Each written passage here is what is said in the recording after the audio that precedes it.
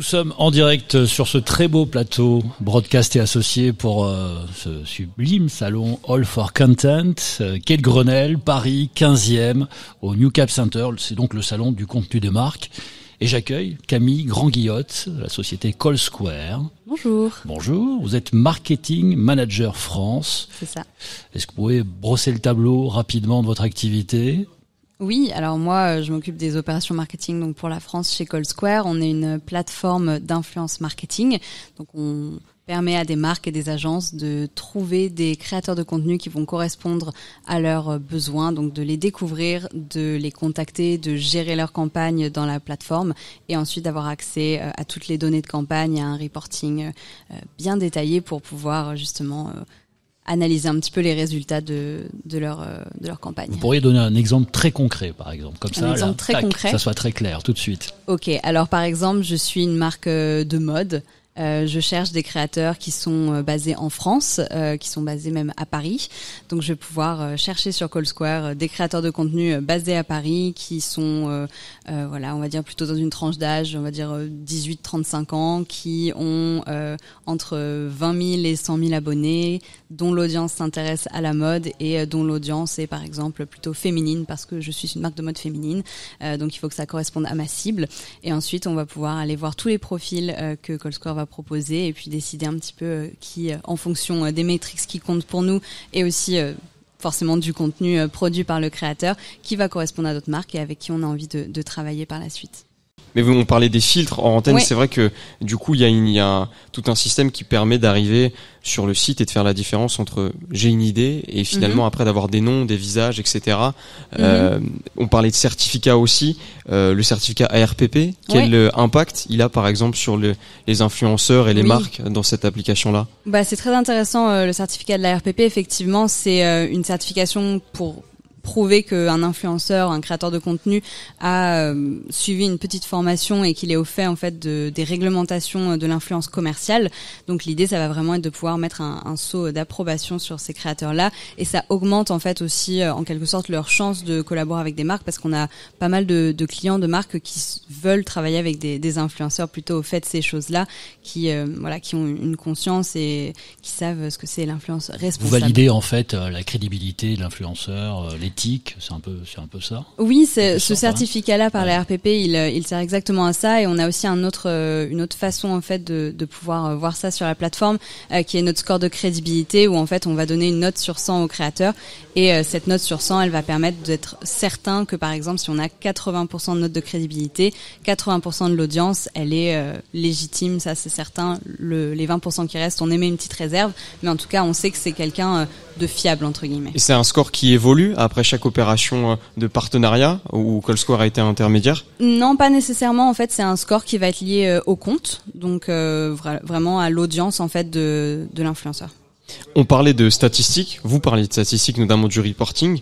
Comment est-ce qu'on quantifie le nombre de personnes qui ont été touchées par un influenceur ou une influenceuse, le nombre de personnes qui ont été réceptives à cette collaboration et justement en quoi Call Square est dans la capacité derrière de dire c'est possiblement une bonne idée de collaborer de nouveau avec cette personne ou à l'inverse, peut-être que c'était pas le cœur de cible sur l'objectif de la marque.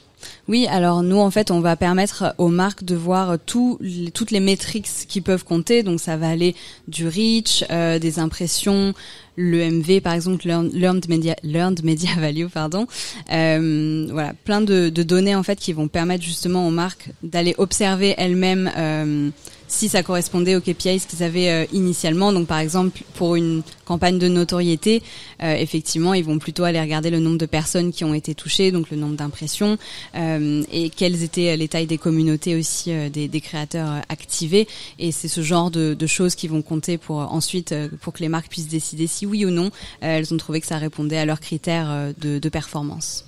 Y a-t-il des innovations, des tendances en ce moment chez vous, chez Call Square ? Ça part de quel côté ?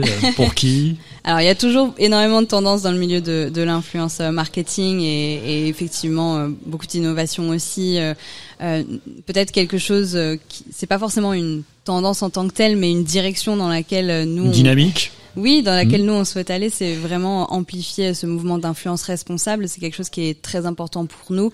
On est Bicorp et on est aussi entreprise à mission, donc on a un peu à cœur de faire en sorte que ce secteur, qui est pas toujours vu comme très vertueux, on va dire, puisse justement un petit peu aller dans ce sens-là et pouvoir participer à construire une creator economy à la fois plus responsable, plus éthique. C'est vraiment quelque chose qui est clé pour nous, et on pense que tous les acteurs de la creator economy doivent vraiment aller dans ce sens pour qu'on puisse améliorer le secteur. Être irréprochable. Vous les accompagnez justement ces marques-là face à l'effet peut-être pas de masse mais un peu impressionnant qu'on peut avoir devant un catalogue avec en plus des humains derrière, donc des personnes qui ont des spécificités très différentes. Comment est-ce qu'on accompagne une marque qui découvre qu'il y a un registre avec 100, 1000, 10 000 personnes qui pourraient potentiellement répondre à leurs besoins?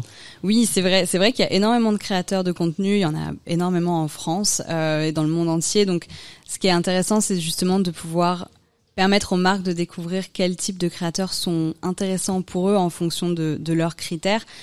Comme je le disais au début, par exemple, s'ils ont des besoins un peu plus niches, s'ils ont vraiment une certaine cible, l'idée c'est de pouvoir les aider justement à affiner leurs recherches, parce que ça peut être effectivement impressionnant de se dire en fait il y a tellement de créateurs, je sais pas par où commencer, je sais pas qui choisir, et en fait on est un peu là aussi pour leur permettre justement d'affiner cette sélection. D'accompagner. Et exactement. Peut-être pour donner un dernier exemple concret, est-ce qu'il y a une espèce, peut-être pas de formule, mais d'exemple plus concret qui ressort d'un partenariat entre un influenceur, une marque et CallSquare sur, par exemple, un carrousel sur Instagram de plusieurs photos, une campagne de story, une campagne de vidéo, ou est-ce qu'à l'inverse c'est plus quelque chose qui est adapté selon ce que la marque a envie d'avoir comme résultat? Oui, ça va vraiment dépendre des objectifs de la marque.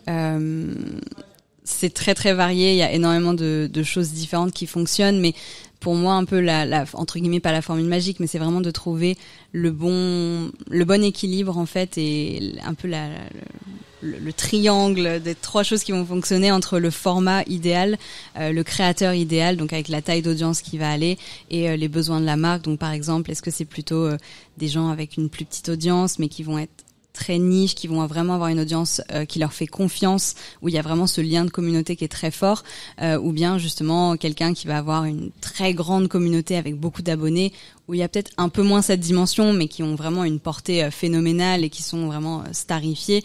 Donc voilà, trouver un peu l'équilibre entre la taille du créateur et ce qu'il propose, le contenu plus spécifiquement, et les besoins de la marque, tout en intégrant évidemment la confiance dans le travail du créateur pour que ça reste authentique. Camille Grand-Guillotte, société CallSquare, vous aurez le mot de la fin. Alors justement, en un mot, si vous deviez résumer ce salon All for Content. En un mot, je pense échange.